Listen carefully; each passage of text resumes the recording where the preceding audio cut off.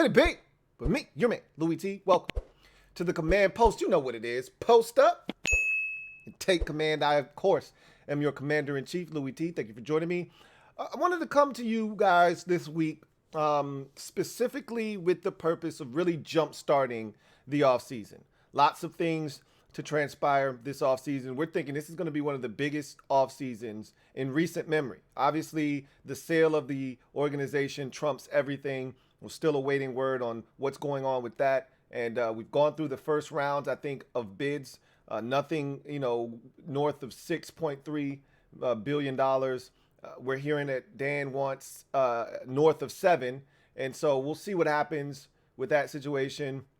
We're hearing about Jeff Bezos and him potentially being back in, even though he did not submit a bid in the first round of bids. We're hearing that he may sell the Washington Post as an olive branch of sorts to Dan to make him feel like he won, so that he'll sell. Remember, J.P. Finley said last week or so that from people that he trusts, sources close to the situation, say that not only is Bezos not necessarily in the discussion right now, but because he hadn't submitted a bid, of course, but that Daniel Snyder had no intentions of selling to him, even if he were interested. So a lot of, moving parts there. I told you, I don't care who buys the team. As long as it's not Daniel Snyder any longer owning the team or no one associated with him, Tanya, anyone else, as long as they don't have anything to do with the team, that's all I care about at this point. So we'll continue to keep tabs on that. But obviously, it's a big, offseason for the team on the field, coaching staff included. Ron Rivera going into year number 4. He's already fired Scott Turner, looking for a new offensive coordinator.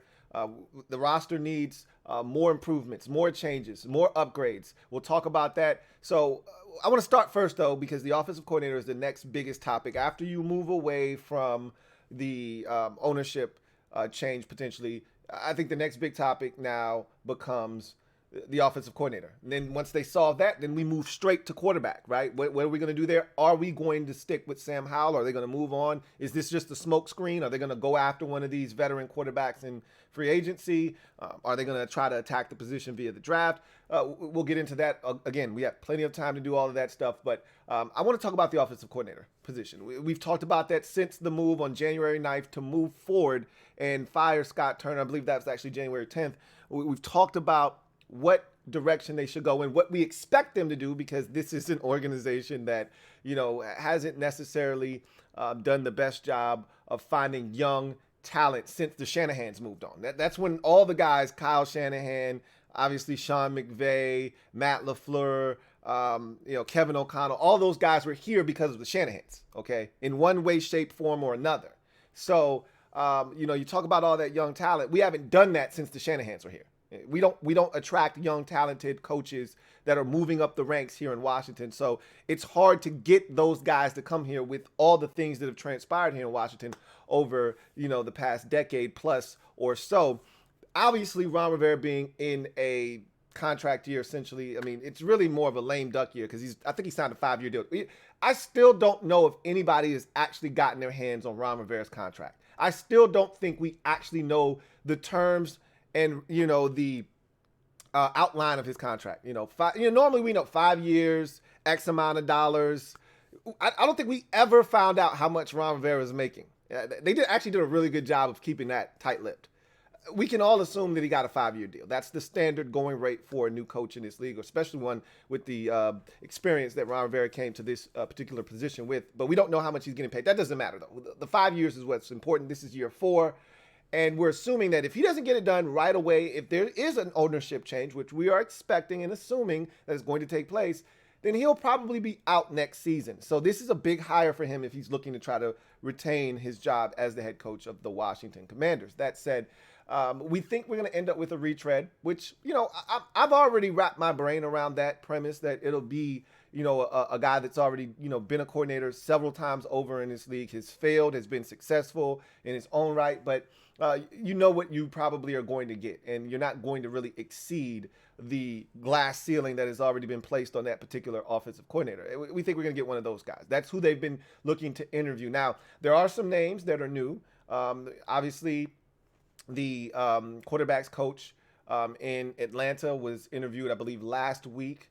So that was a change. That was a different name, one that we hadn't been really privy to. I really don't know what his offensive philosophy is. He's more of a running backs coach that, got the opportunity to be the quarterbacks coach and really design the run game. And so I'm honestly not quite sure, what direction he would take this organization and offense in. I watched the Falcons. They were hard to defend, but that's not what I want my offense to look like, right? So I'm not quite sure what direction he would take the offense in. You got Eric Studeville, who we think will interview for the job at some point this week. That's the Dolphins running backs coach. And so they've been in that running backs coach, which is what I told you. And I was talking about a guy like Anthony Lynn in San Francisco, who's the assistant head coach and running backs coach. I was thinking in that, frame of mind. When they talked about wanting to be a physical team, run the football, you're thinking running backs coaches, right? That's the kind of lane that you're expecting them to go down. So this next name makes a ton of sense. Now, not for the reasons that I have laid out, which is, old veteran retread, 3-4 time over offensive coordinator. This is a guy that is brand new to, the NFL in terms of calling plays. He's never called plays in the NFL. Now, he does actually have a play calling history. You got to go back to 2016 at the University of Miami, where he actually got his first opportunity to call plays. He's very young. He's 36 years old. All right, so he's really a kid in the game, essentially, which is what we're looking for. We want the young upstart coach. Of course, I'm talking about Thomas Brown, tight ends coach / assistant head coach with the Los Angeles Rams under Sean McVay. Anybody that's under Sean McVay, you're interested. It perks your ears up, right? So this is a guy. This was first, thrown my way via social media probably about a week ago. JP Finley said that he was going to interview for the job, and it piqued my interest. Then I had a bunch of people saying, what about this guy? And they sent me the little video of him kind of, introducing himself to the world. Hello, my name's Thomas Brown. And he talked about his playing career, played at the University of Georgia. He did tear his ACL there, but he gets to the league. And he's like, in my final preseason game, I literally ripped my groin off the bone, and that really altered the path of his career. He thought he had a chance to make the Falcons roster, but he did not. But ultimately, he bounced around for a couple of years. Career was over in roughly 3 years. Takes to the coaching ranks, right? Goes back where it all started. Played for Mark Richt at Georgia, and so he goes back to coach under Mark Richt, who's still at Georgia, and then Mark Richt takes the job at UNC. So he had a little bit of a path and a journey. He goes in, strength and conditioning coach, things of that nature, gets his foot in the door as a running backs coach at the Wisconsin and a couple other places, but then finally gets an opportunity with Mark Richt at Georgia to be the running backs coach. Coach some really good backs at Wisconsin. Melvin Gordon III in particular, goes to Georgia. Coaches Sony Michel, Nick Chubb in that group, and then Mark Richt takes the job at his alma mater at the University of Miami, and so with him goes Thomas Brown, and that's the first opportunity and the only opportunity he's gotten to be an offensive coordinator from 2016 to 2018. He actually wasn't all that terrible, as high as 37th. The first year he took over as the coordinator, they were 37th in the nation out of 130 teams. And he was as low as 66, which was his final year as the offensive coordinator in 2018, in terms of points scored per game. So never really terrible. In college football, you split it up into like quadrants. That first quadrant or tier is like the top 30 teams in the nation. And the next quadrant is like the next 35 or so. And then it's the next 35. And then it's the final 35 or so, 40 teams or whatever.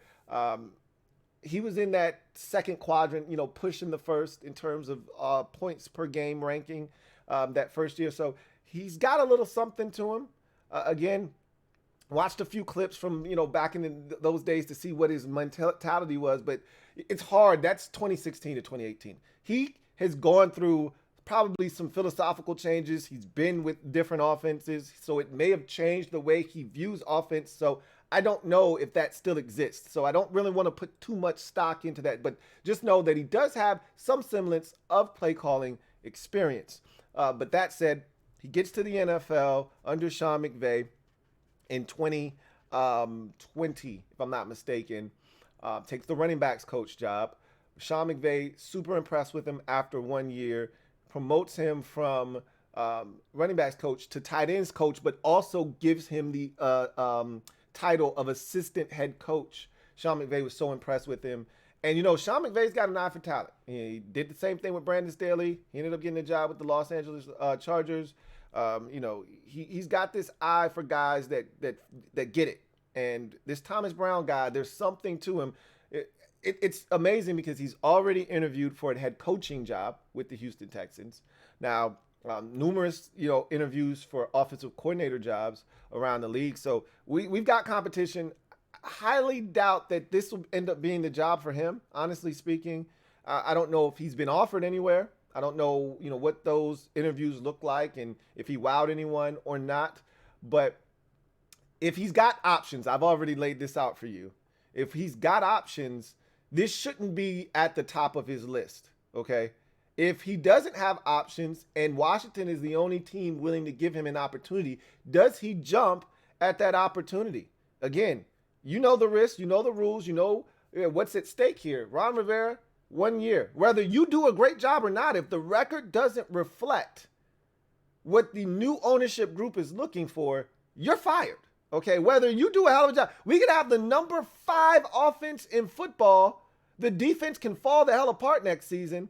This team could end up being 7-10, and Ron Rivera gets fired in week 15, right? And even though Thomas Brown did a magnificent job, this offense was buzzing and scoring points, and we were maximizing the talent on this team, he's still going to get canned and potentially be looking for work next year. Maybe go back to L.A. with Sean McVay, if McVay is still coaching with the Rams at that point. Remember, he was flirting with retirement this offseason. So a lot of questions, not a ton of answers. This is what we do know. This is probably the most exciting candidate that they've interviewed. That interview took place today, okay? Probably the most exciting candidate that we've had listed to date, right? And it's probably going to be the guy that most of us want. I'm pretty sure a lot of you have already gotten on this train and you're looking at this guy and saying, hey, I'd like to see what this guy is all about. We really don't know, to be honest with you. Running backs coach, tight end coach, still really doesn't have a true identity. What does he philosophically believe in? Obviously, they're looking for a guy that believes in running the football, and I'm still looking for a coordinator. We haven't had that guy here. Even with Jay Gruden, we didn't have it here. I'm still looking for the guy, we haven't had it since the Shanahans, that will marry the run and the run action fake game together. We still haven't found a guy where I told you all year long, one of my biggest complaints with this team was the fact that we would run the football, we would have success. I'll give you a great example. The Dallas game, the first time in Dallas, week 4, we're running the ball down the Cowboys' throats. And you're averaging at, I think the halftime break, we were averaging like 6 or 7 yards a carry. We had 3 backs. Remember, I kept making a big deal out of this. We had 3 backs in that game, over 50 yards rushing. And I think 2 of the 3 backs averaged over 5 yards a carry. I think Jonathan Williams averaged like 7 yards.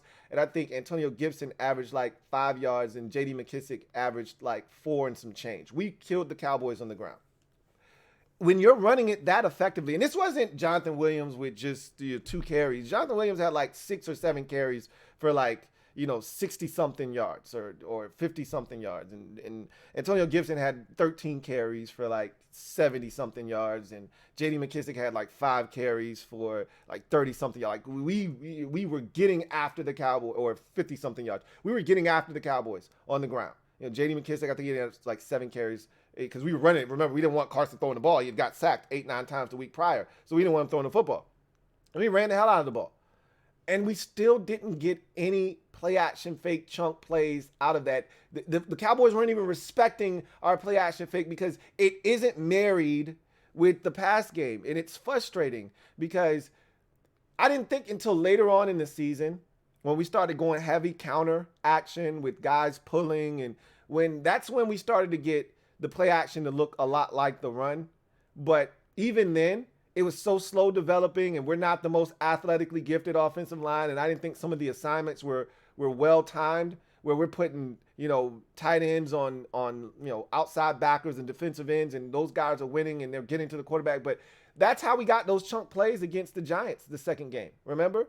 When we went right down the field, boom, boom, boom, touchdown. And then we had the big play to Jahan Dotson to start that drive that I think we ultimately didn't get, but we didn't get any points. That was the one Heineke fumbled on. But that's what I was talking about. Like, you should be getting chunk plays like that out of play action when you're running it effectively. Remember, we were killing the Giants that night. That's why the play action fake worked so effectively. We were killing them on the ground.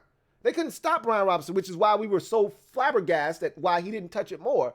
But that's not here nor there. The bottom line is his philosophy to run the football and have the pass game match that, the play action, the run action fake match that of the run game. That's a Sean McVay staple. Run the football, show the defense the ball, outside zone, inside zone, and then come back with that. It looks like outside zone, hard play action fake, and then you're able to get the defense to suck up, and you hit them in those second levels, right behind the linebackers before you get to the safety, right? Those chunk plays, you need 17. And it's great if you get the 57-yard gain. You're looking for the 17, 18, 21-yard gains, those chunk plays that shorten drives, shorten the field, and get you in the scoring range quicker. Everything's such a tussle with us. Everything is like pulling teeth offensively. Everything has to be perfect. You can't have a batted ball. You can't have a penalty. You can't have a sack, or else the drive is over and you're not going to get points. Like, if you get chunk plays, you negate some of those things. You give yourself margin for error. If there's a penalty, so what? You're still in field goal range, or you can overcome it. We can't right now. So is Thomas Brown's offensive identity one that will allow us to do that? I don't know. I think we're excited about the fact that there's a young guy that actually is interested in this job. Somebody that's south of 50, okay? South of 47. We got a guy that's not 40 yet. That's, exciting to think about that prospect. But guess what? There are other teams that are interested as well. And obviously he's going to take pointers from Sean McVay, who might tell him, hey, if I were you, I wouldn't go to Washington. He didn't have a bad experience here, did Sean McVay. Okay, he didn't have a bad experience here, but he may say, hey, look, man, there are better opportunities out there for you, man. Take one of these other opportunities. The Jets opportunity might be really good for you. I don't know if the Jets are interested or not, right? I'm pretty sure they're interviewing just about everybody out there, just like we are trying to. But we'll see. What they decide to do. I think a lot of you are on board with this particular hire if they can make it happen. I still don't see it happening. I think it's a long shot. I give us a 5% chance of landing Thomas Brown. One, because he's got to show them that he can do it at this level. Like, he has to go in there and wow Ron Rivera and company, knock their socks off. And remember, we're talking about a generational gap. Ron Rivera and company, they don't see football probably the same exact way as he does. Now, maybe because he's a running back, he may slightly see it the same way Rivera does. Maybe, which is why they keep going to guys that have a running backs background, because normally if you are a running backs coach, offensive line coach, something to that effect, you kind of see that game from that 1980s, 90s, and early 2000s lens of, hey, run the football, be physical, and don't turn it over. But he's 36. So he's been at the college level. He's been at the collegiate level as a play caller. I think he understands what it takes to, spread teams out and be successful that way, run the football, set up play action fake, but also know that the pass game and points primarily come out of the pass game. You can run it, and the best teams, I've said this already, can run the football in the red zone. I'm really intrigued by Thomas Brown, but I'm not getting my hopes up. What says you, though? Are you intrigued by this guy? Is this a candidate you would want Washington to hire? I think he might be the leader in the clubhouse among the fan base, but I haven't taken the temperature of the fan base quite yet. So I'm anxious to see how you guys feel about him. I'm excited about the fact that he even took the interview. We got people, declining interview requests left and right for us. So I'm actually looking forward to seeing how the interview went. Hopefully we get wind of the fact that he interviewed and everything went well there. Obviously, we've already interviewed Charles London. That's the quarterback's coach in Atlanta. I told you, he was a part of what they did last year. I don't know if that's his philosophical approach or not, but again, a former running backs coach, pretty much a lifer as a running backs coach. This is his first time at the Senior Bowl that he's going to get an opportunity to call plays. So you'll maybe get a sense of what his flavor is, but it's the Senior Bowl. It's 1 week of install. I don't want to put too much eggs in that basket. That said, I'm anxious to see what Washington ultimately does. They're taking their time with this process, as they should. There's no rush, and you go through the process. You let it play itself out. You interview as many candidates, and you pick the guy that makes the most sense. Now, you can't wait too long, right? Because there are other teams that are interested in these same candidates. A lot of these same guys are being interviewed around the league, and there are a lot of jobs. I told you, not a lot of coaches got fired, but a lot of offensive coordinators got fired this year, okay? Only like 4 or 5 jobs open, but there are 10 offensive coordinator positions available. So a lot of these same candidates are being cycled around the entire league, or a third of it at least. So if you really like a guy, you should put your bid in first. Be the first one. Maybe he'll say yes to the team that comes at him first. I don't know. We'll see what happens. But let me know how you feel about Thomas Brown as a potential candidate for this team and if you are interested in him or not. That's going to do it for me, your man Louie T. I thank you guys for joining me. Look forward to chopping it up with you this Thursday live. We're going to have a ton to talk about. We may already have an offensive coordinator by then. We may still be going through the process. I'm going to put out a couple more videos that are going to be food for thought videos. Want you to take a look at those. Tell me what you think. We're going to discuss them on Thursday. So go through the entire catalog of videos this week, because that's going to be a lot of what we will be discussing come Thursday night. I think we should have some interesting conversations, to say the least. Until then, I'm your man, Louie T. Look forward to chopping it up with you. You know what it is. Post up and take command. I'll see you guys next time. LouieTeeNetwork.